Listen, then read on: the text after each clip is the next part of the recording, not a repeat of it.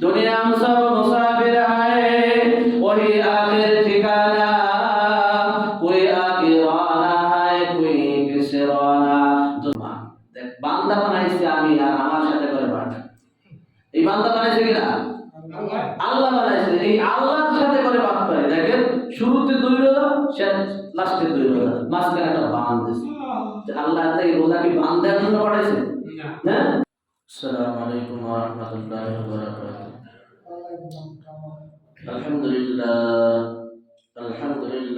ওয়া কাফা ওয়া সালামুন আলা ইবাদিহিল্লাযীনা ইসতাফা। أما بعد فأعوذ بالله من الشيطان الرجيم. بسم الله الرحمن الرحيم. وذروا الظاهر والإثم وقال تعالى فسبح بحمد ربك واستغفر. اللهم بارك لنا في رجب وشعبان وبلغنا رمضان. اللهم صل على سيدنا ونبينا وشفيعنا وحبيبنا ومولانا محمد صلى الله عليه وعلى آله وأصحابه وبارك وسلم. الحمد لله আল্লাহ তাবারক ওয়া তাআলার দরবারে লাখ কোটি শুকর ও সুজুদ যে রব্বি করিম আপনাকে আমাকে দুনিয়ার সমস্ত ঝামেলা থেকে ফারেক করে জুমার নামাজ আদায় করার উদ্দেশ্যে মালিকের ঘরে আসার মতো বসার মতো তৌফিক দান করছে। জন্য সেই মহান সত্তার দরবারে অন্তরের অন্তরের স্তর থেকে কালিমাতুর শুকরিয়া আদায় করি, বলি আলহামদুলিল্লাহ। আমি পবিত্র কালামুল্লাহ শরীফ থেকে দুই জায়গা থেকে ছোট ছোট দুইটা আয়াত কিছু অংশ তেলাওয়াত করছি। এই আয়াতকে সামনে রেখে নিজের ফায়দার জন্য, জাতির ফায়দার জন্য কিছু কথা বলতে থাকা, শুনতে থাকা। আল্লাহ তাআলা তাদের সকল ভাইদেরকে কথার উপর আমল করার তৌফিক দান করবেন। আসলে দুনিয়াটা হলো, দুনিয়া দ্বারা আমরা দুনিয়া পাইছি, দুনিয়ার পিছে দ্বারা দৌড়াইতেছি। এই দুনিয়া শুধু দুই চোখ বোঝা পর্যন্ত, এরপরে দুনিয়া শেষ। এই দুনিয়া কি শেষ? এই দুনিয়া আর কোনো কাজে আসবে না, আসবে না। যে দুনিয়ার ভিতরে আজকে আপনি আমি বেঁচতেছি, আজকে কি হালাত, কি অবস্থা দেখেন। জুমার আযান হয়ে গেছে। কোরআনে পাকের ভিতরে বলা হয়েছে যখন নাকি জুমার আযান হয় সমস্ত বেচা কিনে কাজকর্ম সব হারাম হয়ে যায়। কি হয়ে যায়? হারাম হয়ে যায় সব। এসব কিছু ফালাইয়া তোমরা নামাজের দিকে অগ্রসর ধাবিত হও। কোথায় আল্লাহর কথা, কোথায় বান্দার সেই ওয়াদা, কিছুই নাই। কিন্তু এই দুনিয়া একদিন শেষ হয়ে যাবে, যাবে কি যাবে না? কিন্তু আখিরাত চিরদিনের জন্য বাকি থাকবে। যে আখিরাত শুরু আছে আর কোনো শেষ নাই। আখিরাতের জন্য আমি আপনি কি করতে পারলাম, এটাই বড় কিছু, এটাই দেখার বিষয়। এই দুনিয়ার বোঝ যখন কবরে যাব তখন বুঝে আসবে। হাদিসে পাকের ভিতরে আছে যখন বনি আদমকে আল্লাহ তাআলা জান্নাত দেবেন, জান্নাত দান করবেন, তো জান্নাতে দিয়ে শুধু একটা আফসোস থাকবে। কি আফসোস? দুনিয়ার ওই সময়টুকু আফসোস করবে যে সময়টুকু অবহেলায় কাটাইছে। কি করছে? অবহেলায় কাটাইছে, সময়ের গুরুত্ব দেয় নাই, কত সময় এই নষ্ট করছে। এই সময়টুকুর জন্য আফসোস করবে, আর কোনো কিছু আফসোস থাকবে না। এক রাখাল বনে গেছে কাঠ কাটতে। কোথায় গেছে? বনে গেছে। রাখাল কাঠ কাটতে যাইয়া কিছু পাথর পাইছে। কি পাইছে ভাই? পাথর পাইছে। এই পাথর পাইছে, পাথরগুলা সাদা পাথর, ধবধবে সাদা। এই পাথরগুলা রাখাল খুব টকায় যত্ন সহকারে রাখছে। একটা গাছে পাখি দেখতেছে। কি দেখতে? পাখি। এই পাখি দেখে আর ওই পাথর নিক্ষেপ করে পাখির গায়ে। উদ্দেশ্য হলো এই পাথর দিয়ে ওই পাখি মারবে। কি মারবে? পাখি মারবে। কিন্তু পাথর মারে আর পাখি তৈরি এরকম ভাবে পাথর মারতে মারতে এক পর্যায়ে শেষ করে বলাইছে একটা পাথর আছে। কয়টা পাথর? একটা পাথর আছে। চিন্তা করলো যে এই পাথরটা আমি আর মারবো না, এই পাথরটা আমি যত্ন সহকারে নিয়ে যাবো বাড়ি। বাড়ি নিয়ে ওনার একটা গাভী আছে। কি আছে? গাভী আছে। মালিক গাভীরে খুব মহব্বত করে, করে কি করে না? অনেক মহব্বত করে। তো এই গাভীর গলা একটা ছিদ্র করে পাথরটা লাগাইতেছে। তো এই পাথরের ভিতর 7,000 ধন আছে। বলেন না সুবহানাল্লাহ। তো উজির ওই জায়গা থেকে যাইতেছে আর ওই গরুর গলায় পাথর দেখা উজির তো চিনে ফেলেছে। সব জিনিস তো সবাই চেনে না, চেনে? আর স্বর্ণ আপনার চিনবো? স্বর্ণ চেনে কারা? স্বর্ণ কারা? তাদের সাথে স্বর্ণর সাথে সম্পর্ক, তারা স্বর্ণ চেনে। কথা বলেন ঠিক? এই জন্য যে জিনিস খোঁজে সে জিনিস পাইয়েই যায়, যায় না? উজির এইটা দেখা খুব আফসোস করতেছে। 7,000 ধন এই জায়গায় আটকানো। এবার ডাকতেছে যে এই গরুর মালিককে। মালিক যারা ডাকা হইল, যে বললো যে এই পাথরটা তুমি আমার কাছে বেচবা। এখন ওনার হুঁশ আছে। কি আছে? তাহলে পাথরের দাম আছে। কি আছে? দোস্ত, পাথরের অনেক দাম। এই পাথর আল্লাহর ভয়ে কাঁদে। কি করে? আল্লাহর ভয়ে কাঁদে। কিন্তু বনি আদমের দেহ এত শক্ত হয়ে গেল, আল্লাহর ভয়ে এক ফোঁটা চোখের পানি ফেলায়। কিন্তু আল্লাহর ওই রাগ আর গোসাকে দমন করার 1 নম্বর মেডিসিন হলো চোখের পানি। আল্লাহ রাসূল বলেছে, ইবকু ফাইলাম তাবকু ফাতাবাকু। হে বনি আদম, তুমি কাঁদো, কাঁদো, যত কাঁদবা আল্লাহর কাছে তত প্রিয় হবা। কিন্তু আজকে আমাদের সেই চোখের পানি নাই। কি নাই? উজির এইটা দেখা বলতেছে, এটা কি তুমি আমার কাছে বিক্রি করবা? তো এবার ওর যে মালিক, যে পাথরের মালিক, সে বুঝে আসছে যে এর কিছুটা হলেও দাম আছে। কত বেশি দাম? কত? তুমি বলো দাম কত? 50,000। এবার তো পুরো আটকাই ফেলাইছে। কথা বলেন ঠিক কিনা? যে পাথরের দাম 50,000 টাকা। কয় না, আমি বেচবো না। কয় কত হইলে বেচবো? এরকম ভাবে কয় 1 লাখ টাকা। কয় না, বেচবো না। এবার ওনার হুঁশ আইছে, পিছিয়ে আমি কত পাথর নষ্ট করছি। কথা বলেন ঠিক কিনা? এখন সেই পাথরের জন্য আফসোস করতেছে। কি করতেছে? আহারে, আমি ওই পাথরগুলো যদি আমি নষ্ট না করতাম, একটা পাথরের দাম 1 লাখ টাকা হয়ে গেছে। আমি তো কত হাজার শত শত পাথর আমি নষ্ট করছি, ওইগুলোর দাম না কতই ছিল। কথা বলেন ঠিক কিনা? এই বনি আদম যখন কবরে যাবে, সব কিছু যখন প্রকাশ হয়ে যাবে, দুনিয়া এগুলো দেখতে পারে না, এই জন্য দুনিয়ার কদর নাই। আর দুনিয়ার কদর তারা যারা বসছে, যারা জানছে, তারা কদর করছে। কথা বলে ঠিক কিনা? কিন্তু আজকে আপনার আমার কাছে দুনিয়ার কোনো মূল্য নাই। দুনিয়া সারাদিন শুধু দুনিয়া দুনিয়া করতেছি। এই দুনিয়া কিন্তু একদিন থাকা যাবে না। সব আমরা মুসাফির। সবাই আমরা কি? মুসাফির। দোস্ত, এই দুনিয়া কিন্তু থাকার জায়গা না। কেউ আমরা থাকতে পারবো না। রাজা, বাদশা, ফকির, ফকিরা, হুজুর আপনি থাকবেন? না, আমিও থাকবো না। আমার একটা মেয়াদ আছে। কথা বলেন ঠিক কিনা? টাইম যখন হয়ে যাবে, ইদা জাআলাহুম লা ইস্তাখিরুনা সাআতা ওয়া লা ইস্তাকদিমুন। আজরাইল মুহূর্ত ফেরেশতা, ওই আজরাইল নোটিশ নেওয়া পয়সা রয়েছে, যখন হুকুম আসবে তখন আইয়া যাবে। কথা বলেন ঠিক কিনা? এই জন্য দুনিয়ায় কেউ থাকতে পারে না, আমরা কেউ থাকতে পারবো না। মূল আমাদের জায়গা হলো জান্নাত। কোথায়? দুনিয়ার গাড়ি বাড়ি অট্টালিকা যা কিছু দেখেন সব কিছু ফালাই ফেলে দিতে হবে। এটি বাস্তবতা। বিশ্বাস করেন আর না করেন। কথা বলেন ঠিক? আপনার দাদা কোথায় আজকে খবর আছে? আপনার দাদুই কোথায় আজকে খবর নাই? এরপরে সিরিয়াল তো আমরা জানি না। কথা বলেন ঠিক কিনা? তো মানুষের সিলসিলা তো আদম থেকে শুরু হয়ে গেছে। আজ থেকে 1500 বছর তো নবীর বয়স হয়ে গেছে, নবী আসছে দুনিয়াতে। কথা বলেন ঠিক? এর আগে কত মানুষ আসছে, কত মানুষ গেছে, বই তাদের তো কোনো নাম নিশানাও নাই।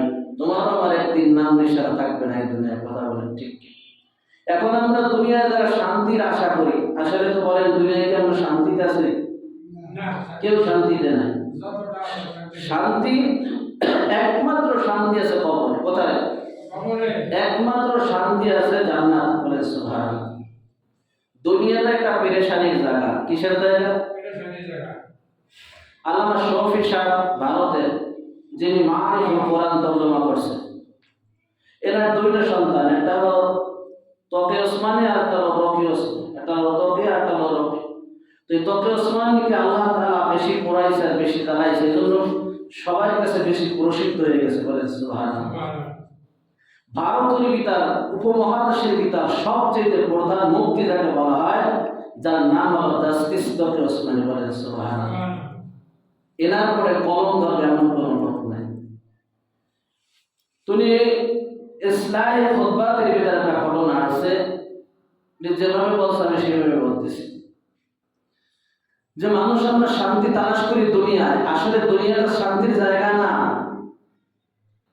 কেউ পুরোপুরি শান্তিতে নাই, কোনো না কোনো অশান্তিতে সে আছে। কথা বলে ঠিক। তো তকি ওসমানী বলতেছে, হযরত মূসা নবী আলাইহিস সালাতু ওয়াস সালাম তুর পাহাড়ে যাইতেছে। কোথায় যাইতেছে? তুর পাহাড়ে শরীয়ত আনার জন্য আল্লাহ তাআলার সাথে কথা বলবে মিডিয়া ছাড়া। বলেন সুবহানাল্লাহ।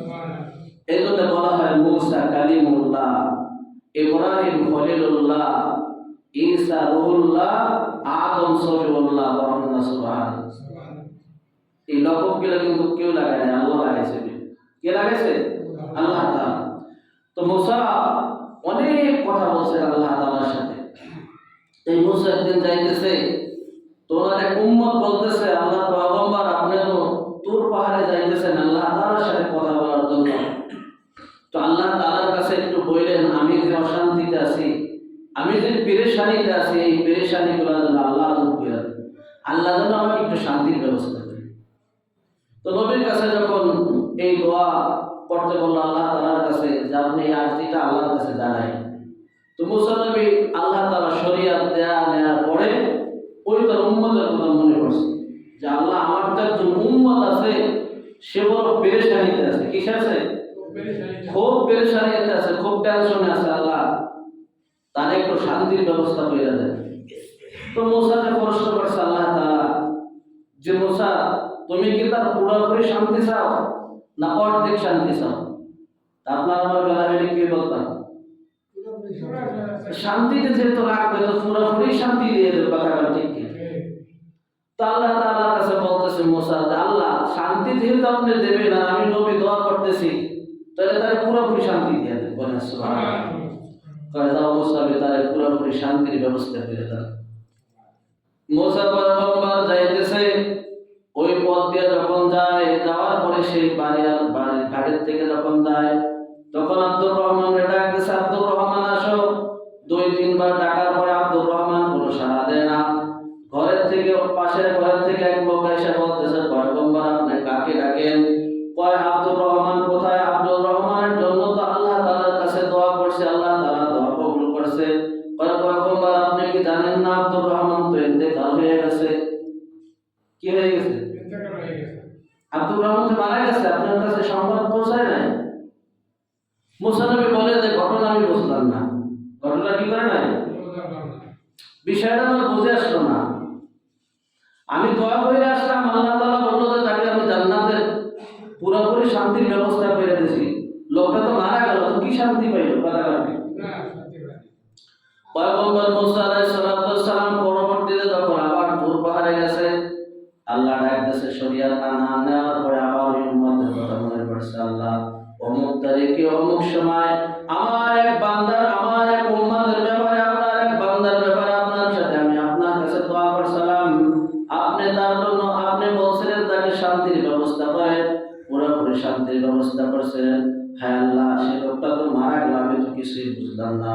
আমি বুঝতে চাই কারণটা কি? মাহাদা শাহীদ বলতেছে, পয়গম্বর তুমি কি বলছিলা দোয়ার ভিতরে এটা বলো।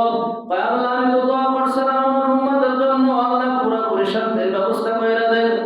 মূসা তুমি জান শোনো, দুনিয়াতে পুরোপুরি শান্তির কোনো জায়গা নাই, দুনিয়াতে কেউ পুরোপুরি শান্তিতে নাই।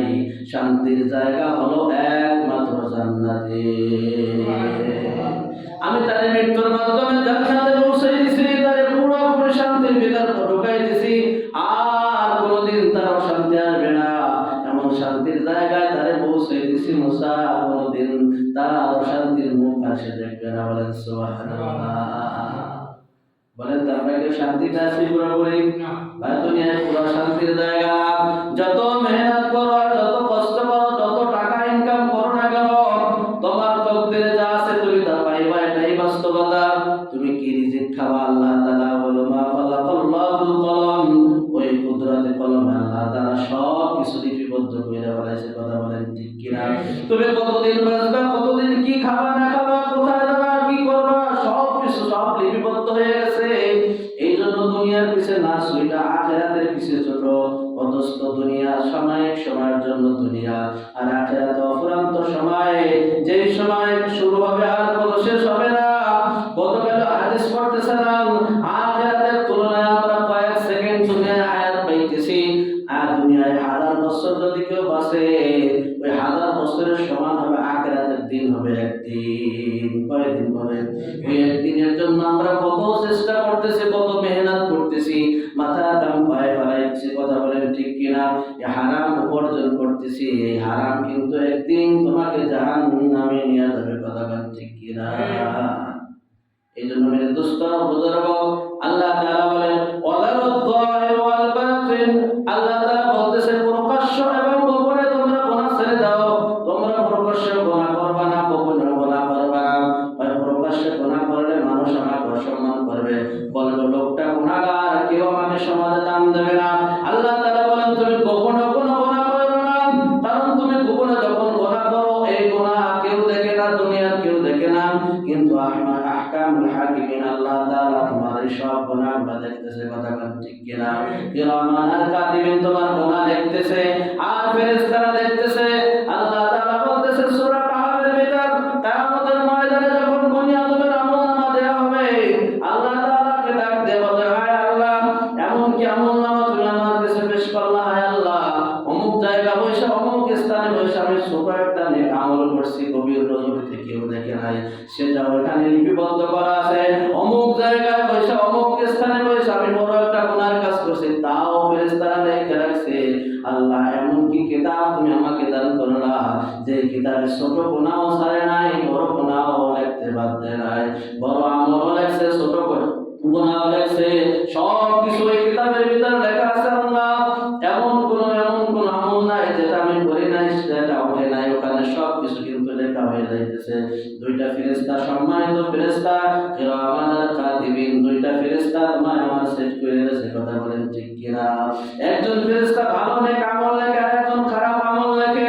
এই জন্য আল্লাহ তাআলা বলতেছে খবরদার, খবরদার বনি আদম, তোমরা প্রকাশ্যে গুনাহ করবে না, গোপনে গুনাহ করবে না। কারণ প্রকাশ্যে গুনাহ করলে মানুষ তোমাকে অসম্মান করবে, মানুষ তোমাকে তোমার উপর খারাপ ধারণা করবে। গোপনেও তুমি গুনাহ করবে না, গুনাহ থেকে তুমি পবিত্র হয়ে যাও। ফাসাব্বিহ বিহামদি রাব্বিকা আস্তাগফির, আল্লাহ তাআলার কাছে তাওবা করো। এই তাওবার মাধ্যমে তুমি আল্লাহ তাআলার কাছে পবিত্র হয়ে যাও। বলেন সুবহানাল্লাহ। কয় বনি হাদিসের ভিতরে আছে, বনি আদম যখন একটা গুনাহ করে, তখন ওই গুনাহটা একটা কালো একটা দাগ ওই হৃৎপিণ্ডের উপর পড়ে, কলবের উপর একটা কালো একটা মাছির ফোঁটার মতো একটা দাগ পড়ে যায়। এর পিছনে যদি তওবা না থাকে, তাহলে কি হয়, ওই কালো দাগটা কালো হইতে থাকে। আর একটা গুনাহ যখন করে, তখন এই দুইটা এক হয়ে যায়। কি হয়? দুইটা এক হয়। পিছনে যদি তওবা না থাকে, তাহলে এই দুইটা শক্তিশালী হয়ে যায়। কি হয়ে যায় বলেন? শক্তিশালী হয়ে যায়। এরকম ভাবে একের পর এক গুনাহ করতে করতে এক পর্যায়ে এই কলবটা পুরো ভালো হয়ে যায়। কি হয়ে যায় বলেন? ভালো হয়ে যায়। তখন এই ব্যক্তির তওবাও এক সময় কবুল হয় না। কি হয় না? কবুল হয় না। অনেক সময় দেখবেন জামায় তিলা বা মরিচিকা পড়ে, এমন ভাবে পড়ে যা বিলিসিনা পাউডারেও কাজ হয় না।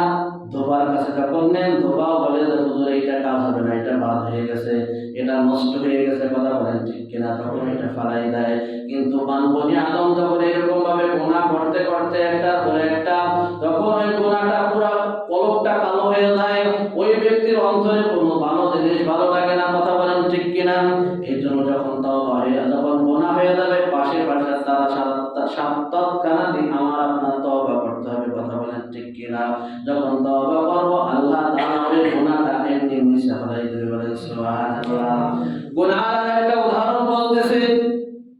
এখন তো ইরিধানের মৌসুম, ইরিধান রোপণ করার সময় এই ধান যখন 1-1.5 মাস হয়ে যাবে তখন ওই ভিতরে কিছু আগাছা আছে, হয় কি হয় না? আগাছা হয়ে যায়, বন হয়ে যায়। এইটা পরিষ্কার করার জন্য কামলা নিয়ে ওই বদলা ঠিক করে ওই পরিষ্কার করতে হয়। কথা বলেন ঠিক কিনা?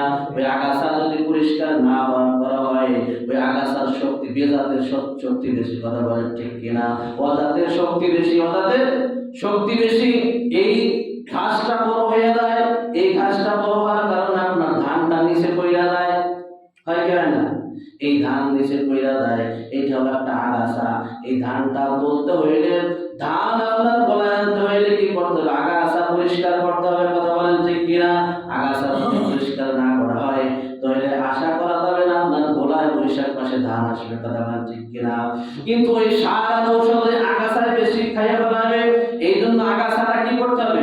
পরিষ্কার করে ফেলাইয়া সার ঔষধ দিতে হবে। তখন দেখি ওই আগাছাটা হলো গোনা, আর মূল হলো আপনার যেটা ফসল সেটা হলো ধান। আপনার উদ্দেশ্য হলো ধান, আর ধানটাই হলো আপনার নেকি। কথা বলেন ঠিক কিনা? গোনার উদাহরণ হলো ক্যান্সার। গোনার উদাহরণ কি? গোনার উদাহরণ হলো ক্যান্সার। যে ব্যক্তি গোনা করে তখন ওই অঙ্গটা নাপাক হয়ে যায়। কি হয়ে যায়? নাপাক হয়ে যায়। দোস্ত বুজুর্গ, ক্যান্সার যখন ক্যান্সার হয়, দেখবেন যে ব্যক্তির শরীরে বা কোনো অঙ্গতে ক্যান্সার হয়, ক্যান্সারের থিওরি হলো ওই জায়গাটা কাইটা ফলাইতে হয়। কথা বলেন ঠিক কিনা? ওই জায়গা কাটার পরে পাশের থেকে আবার বস্ত নিয়ে পরীক্ষা করা হবে যে এখানে কোনো জীবাণু আছে কিনা। যদি জীবাণু থাকে আবার ট্রিটমেন্ট করা হয়। ট্রিটমেন্ট করার পরে এটার নাম এটা থেরাপি বলা হয়। এই থেরাপি দেওয়ার পরে আবার সুস্থ ব্যবস্থা করে। কথা বলেন ঠিক কিনা? গোনার উদাহরণ হলো দোস্তর বর্তমান বুজুর্গ, গোনাটা হলো ক্যান্সারের মতো। এই জন্য গোনার থেকে আল্লাহ রাসূল বলতেছে, গোনার থেকে তোমরা বেঁচে থাকো। ফাসাব্বিহ বিহামদি রাব্বিকা আস্তাগফির, সব সময় বেশি বেশি ইস্তিগফার আমল করতে থাকো। বলেন সুবহানাল্লাহ। গোনাটা প্রথম হলো একটা সুতা, নরম সুতা। সুতা তৈরি হয় কারখানায়। এই প্রথম পর্যায়ে সুতাটা যখন থাকে তখন নরম থাকে, যে কোনো একটা বাচ্চা টান দিলে ছেড়তে পারবে। কথা বলেন ঠিক কিনা? প্রথম পর্যায়ে গোনা থাকে তখন থাকে নরম। যখন গোনা বেশি হয়ে যায় তখন এই গোনাটা শক্ত হয়ে যায়। পরবর্তীতে এইটা মোটা একটা রশির কায়দা হয়ে যায়। তখন একটা মানুষ টানলেও এই রশি ছেঁড়া সম্ভব না। কথা বলেন ঠিক কিনা? জাহাজের নম্বর দেখছেন আপনারা? সরাসরি না দেখলো ক্যালেন্ডারে তো দেখছেন কি দেখছেন? জাহাজ, এত বড় বিশাল জাহাজ, 5 তলা 8 তলা জাহাজ। এই জাহাজ কিন্তু একটা নম্বরে বাঁধাই রাখে না? একটা নম্বর যখন ফালায় তখন এত বড় জাহাজটা ওই নম্বরে কিন্তু আটকে ফেলায়।